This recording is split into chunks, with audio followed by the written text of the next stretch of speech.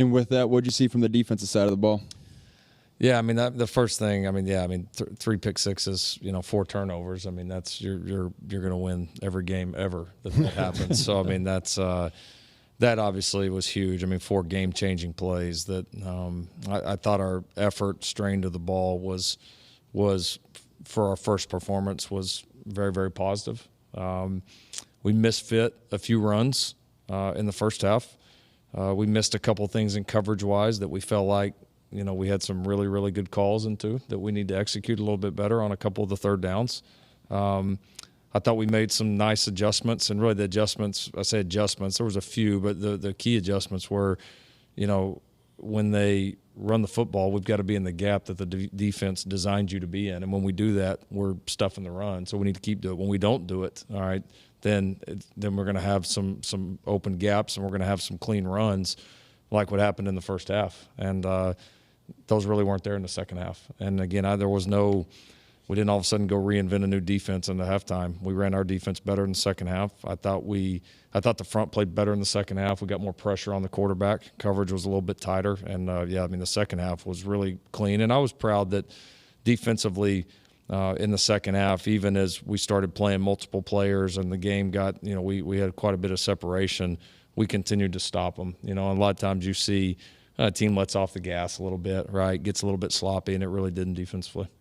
You're listening to the head coach, Lincoln Riley, on Trojans Live. And, Coach, listen, since the day you got here, you've talked about culture and accountability. Now, a lot of that is off the field, but I wanted to give you the chance to talk about a couple plays that maybe people didn't notice, and I was going to highlight a couple that we talked about on the broadcast. One, Kalen Bullock chasing down the ball carrier. And listen, he's supposed to do that, but it doesn't always happen. And what happened as a result was a pick 6 for Kalen Bullock. So really cool moment there, cause and effect. And then the Travis Dye blitz pickup, sort of a lot of people have noticed that. The broadcast did a nice job talking about it. But those are the kind of plays I think that maybe you've been missing around here a little bit. And I'm sure that you enjoyed them. And if there's others, highlight those as well. Yeah, no, those were 2, really, really good plays. And yeah, I mean, I think there's 2 sides of it. You're excited when Kalen runs down a guy, and then the defense, capitalizes on that opportunity and turns it into a pick 6.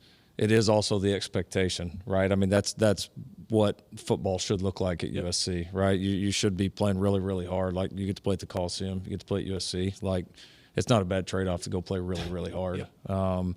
And it was awesome. It was, and very cool that he was kind of the guy, there on both. Dye's blitz pickup was huge, just because it gave Caleb time on a big play there in the game, and able to get all the way to a backside progression, not just to do your job, but do it with an edge. And love seeing that out of him.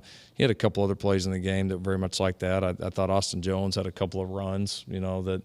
Where you just really saw some edge behind him. We had some really good plays up front, really on both sides of the ball. I thought, Tellini, Dejon Benton, some of those guys had some really, really physical plays.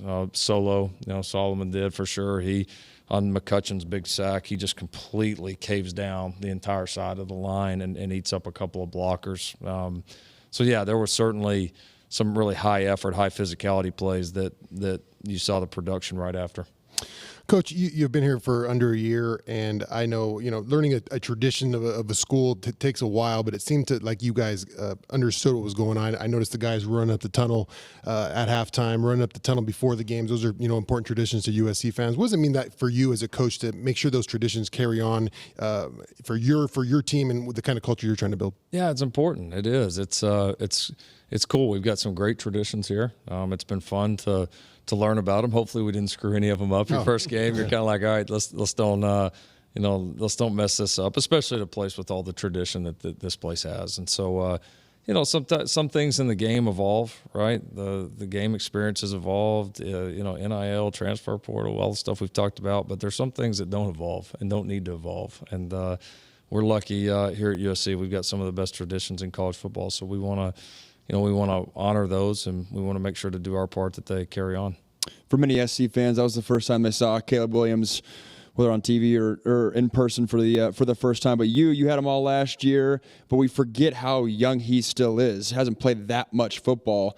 What was it like for you calling plays for him, and what's the growth like for Caleb in year 2 in the system? Yeah, no, it was probably just the smoothest just between he and I. And I mean, it should be, right? We've had more time together and a lot of experience together now, and so. No, it was good. It was a fun game to call. It was fun to call it for him. You know, he got in a groove. I thought we were very much on the same page, and I love to see. I know I said after the game in the presser, I think when a guy's playing really well at that position, the game looks easy. It's not easy, and it wasn't easy Saturday, but it looks that way. It almost has like an effortless type feel to it, and it's not just him, right? It's protection. It's guys doing their job. I mean, an offense in sync. I think a lot of times a quarterback looks like that, and I felt like he was, very, very locked in throughout the game and very composed. Well, speaking of traditions and rivalries, USC's oldest rival, the Stanford Cardinal, and the Trojans will head up to the Bay this weekend and take on Stanford in Palo Alto. First Pac-12 game, first road game for you, Coach. As you size up Stanford, they've got a quarterback too. Why don't we start there with Tanner McKee? He looks like a pro. Yeah, he does. He does. It's they've obviously had a nice run of quarterbacks over a long period of time here, and he certainly fits the mold. So, high-level player. He'll certainly be one of the best quarterbacks that we face all year, without a doubt. He's impressive. I mean, you can see why, a lot of people predict a strong future for him at the next level. I would totally agree. You turn on the film, you watch the decision-making, you watch the ball jump off his hand. He's impressive. You've got a certainly guys like that aren't easy to defend, but you've got to do a great job. You got to play really good team defense. You got to find a way to get pressure on them and make life a little bit uncomfortable for them. Coach, obviously a first this week for your team. You guys are going to be traveling on the road for the first time. First Pac-12 opponent. What are some of the things that are important when you go on the road for the first time with a young team, with guys from all over the place in the portal? Like, this is a brand new experience for all these guys. How do you make sure you're all on the same page on this trip? Yeah, I think the routine is, other than the plane flight, we try to make it no different than if we were playing at home, and that's very important to us, is for these guys to be able to settle into a routine that they're starting to know and understand. The second and most important thing when you go on the road is your mentality. And I think good players love playing at home. I think great players love playing on the road. I think good players love playing at home, and I think are good teams, and I think great teams love playing on the road. And it's great to be cheered for. And again, man, we got one of the greatest home field advantages. We play in one of the greatest venues in sports, and we appreciate every home game that we get here. But if you enjoy playing at home more than you like playing in the road, this ain't the program for you. Mm-hmm. One thing that jumped out to me against Rice is offensively some of the personnel groups, and a lot of 10 personnel, which is new. No tight ends, 4 receivers, new to a lot of SC fans. 20 personnel as well, 2 running backs. Is that what you've done in the past, or is that unique to maybe this roster and how it's constructed here right now? A little bit of both. I mean, we've done a little bit of everything through the years as our personnel has changed. And so we're trying to kind of zero in on, what fits us right now and this roster. And that's, that can be different week to week. I mean, you may have an injury. You may like this matchup. You may not like that matchup. The game flow may change. I mean, it just, we want to have enough in that we can challenge people, but we also want to have enough time and give our guys the ability to practice and be comfortable and very confident in what we do have in. So it's always a fine balance. But, like we've said, I like the skill sets that we have. We'll continue to evolve. We'll continue to learn about these guys. And, I mean, at the end of the day, the guys that produce the most, the guys that play the best, the most consistent, those are the guys that we're going to play the most, and those are the personnel groupings we'll play the most. You're listening to the head coach, Lincoln Riley, on Trojans Live. And, Coach, just sort of an interesting coincidence in that former Stanford OC Mike Blumgren was the head coach of Rice, so you sort of get potentially similar schemes. I don't know, you could tell me if they have if there's been a big departure since he left. But I'm actually curious about your thoughts on the time of possession stat. I imagine your whole career people have tried to sort of keep the ball away from you. What are your thoughts on that stat? Does it matter to you? How does it play into something when you're playing a methodical team like we typically see from Stanford this weekend? It matters situationally, right? I mean, we've had a lot of games where we lost time of possession and we won by 40 points. Right. So I mean, there's obviously some situational football to it. Being able to get teams off the field, being able to create possessions. The most situational, obviously, is when you get to the end of the game and you're up and you're trying to run the clock out, or vice versa, a team's up and they're trying to run the clock out. I mean, that's the most obvious. And so we pay attention to it. We don't live and die with it. But I think the big thing is you've got to be able to control it when you need to control it, right?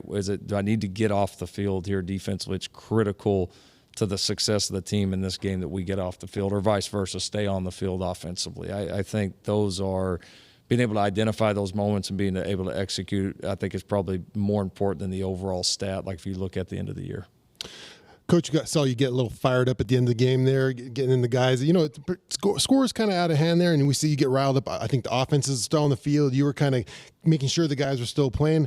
I think it was probably with the young guys. How did those young guys fare when they got in there in that late second half of the game, and they got in their offensive linemen? I saw some DBs get in there. How did they fare? Pretty, defensively, I thought our young guys came in and competed and played pretty well.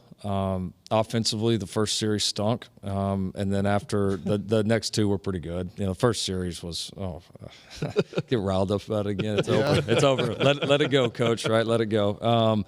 First series we missed some golden opportunities, but they did better after. So yeah, I mean it was we got a hold of those guys and they kind of snapped back into it and played pretty well the rest of the way. Better pregame attire, Caleb Williams or Dennis Lynch? Dennis, of course. You kidding There you me? go. There was a correct answer to that. 100%. I like that. We'll let you go on that tough one. Go enjoy the rest of your birthday and go get prepped for Stanford. It is a big one coming up this Saturday. USC headed up to the Farm. 4:30 kick. We'll go on at 2:30. Game is nationally on ABC, so nice spotlight on the Trojans this Saturday night.